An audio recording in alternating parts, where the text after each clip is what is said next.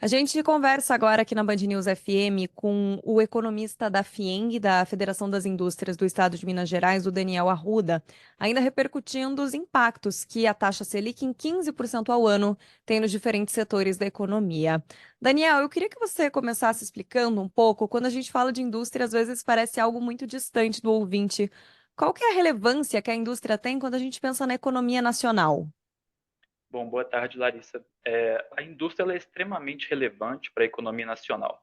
A gente pode olhar primeiramente para os dados de valor adicionado, que é o valor da produção subtraído daquilo que cada setor compra de insumos. E quando a gente olha por essa métrica, o valor adicionado da indústria é em torno de 25% de todo o valor adicionado da economia brasileira. Além disso, olhando para emprego também, a gente vê que a indústria corresponde a uma proporção similar do emprego total no Brasil, em torno de 25%, é bastante relevante. Acho que esses dois números por si só já representam, né, já mostram tanto que a indústria representa da economia, mas além disso tem alguns outros fatores. Então, a indústria ela dinamiza bastante a economia. Quando a indústria vai bem, ela compra bastante bem de capital, ela compra insumos, então ela puxa outros setores, faz a economia rodar de forma eficiente. E, além disso, a indústria ela tem também, em geral, uma produtividade um pouco mais elevada do que alguns setores, do que os serviços, por exemplo, e isso contribui para melhorar a produtividade da economia e também para gerar empregos com uma remuneração mais elevada. E aí, Daniel, quando a gente vem com a taxa Selic em 15% ao ano, como uma medida para tentar combater a inflação elevada, qual que é o impacto que tem na indústria, considerando tudo isso que você falou, essa cadeia de geração de empregos de produção? Beleza, eu acho que são alguns impactos bastante relevantes. O primeiro e um dos mais importantes é através do custo de crédito. Então, quando a gente tem a Selic alta, como no patamar atual de 15%, a gente percebe que o capital de giro fica mais caro também. Isso prejudica o dia a dia financeiro das indústrias, especialmente aquelas de menor porte, que têm uma dificuldade maior de acessar outras formas de financiamento. Além disso, a questão do custo de captação de recursos para investimento, ele também tende a ficar mais caro. Isso, obviamente, prejudica aquela empresa que quer comprar uma máquina, quer comprar um equipamento, quer aumentar a sua capacidade instalada. E, além disso, as indústrias que produzem esses bens, nesses equipamentos, ela tende, naturalmente, a observar uma queda de demanda muito significativa nesse período de juros altos. E isso, então, vai influenciar muito negativamente o seu resultado.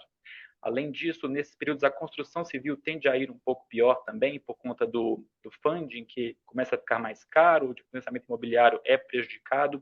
Isso também afeta a indústria indiretamente, né? A gente tem alguns segmentos da indústria que produzem muitos insumos para a construção civil. Nesse período de juros altos, esses segmentos acabam sendo prejudicados. E, por fim, eu também colocaria um efeito por meio do consumidor, ou seja, o consumidor, quando o juros está mais alto, ele tende a gastar mais com o serviço da dívida, né, aquele que está endividado, e isso, obviamente, repercute sobre a demanda, especialmente por bens duráveis. Então, toda a indústria que fabrica esses itens, né, geralmente itens de valor mais elevado, veículos, eletrodomésticos, tende a observar também uma queda da demanda. Era essa a minha próxima pergunta para você, porque quando a gente fala juros altos, Selic, inflação, para o consumidor, para o cidadão comum, parece que só interessa ao empresário, mas na verdade não, tem um impacto no nosso dia a dia. Sem dúvida. Eu colocaria dois pontos, né, pensando do ponto de vista do consumidor final, das famílias. O primeiro é que quando o juro está alto, isso é associado a uma desaceleração da economia. Como eu falei, isso impacta de forma muito negativa as empresas, e em especial a indústria. Isso, obviamente, repercute muito sobre o emprego.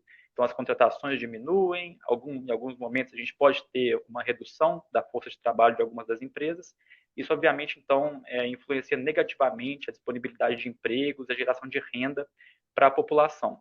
E, além disso, os juros altos eles também atuam diretamente por esse canal do crédito, ou seja, aquelas famílias que querem tomar um crédito para comprar um veículo, para comprar um eletrodoméstico, ela tem mais dificuldade, vai ficar mais caro. A família que está endividada, ela acaba comprometendo uma parte maior do próprio orçamento, né, com o serviço da dívida. E, além disso, mesmo aquelas famílias que não estão endividadas, muitas vezes elas optam por poupar mais em detrimento de consumir. Isso acaba tendo um efeito multiplicador sobre a economia. A economia acaba girando menos e acaba gerando menos atividade, menos emprego, consequentemente. E não é só no momento presente, esse efeito vem em cascata ao longo dos próximos meses. Existe uma expectativa que uma eventual redução da taxa Selic não vai ser no começo do ano que vem, talvez até mais próximo da metade do primeiro semestre. Qual que é a perspectiva que a indústria tem pensando nesse fim de ano de 2025 e início de ano de 2026? Como você colocou, a comunicação do Banco Central, eles têm citado que a Selic vai permanecer em patamar contracionista por período bastante prolongado.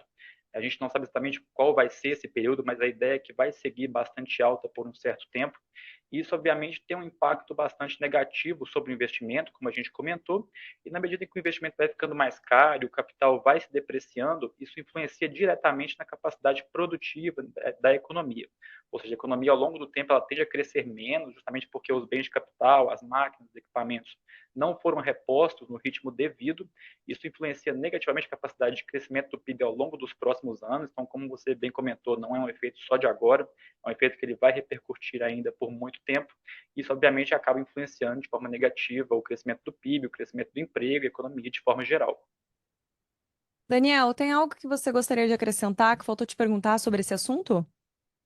Eu acho que a gente cobriu tudo. Sem dúvida, o trabalho do Banco Central para conter a inflação mais alta é importante, mas, além disso, eles têm que ponderar também esse impacto sobre a atividade econômica para garantir que eles vão conseguir dar a dose certa desse remédio. Ou seja, eles vão conseguir controlar a inflação sem gerar um ônus excessivamente grande para famílias e para as empresas. Conversamos aqui na Band News FM com o economista da FIENG, da Federação das Indústrias do Estado de Minas Gerais, o Daniel Arruda. Obrigada, viu, Daniel? Até uma próxima. Eu que agradeço. Até a próxima.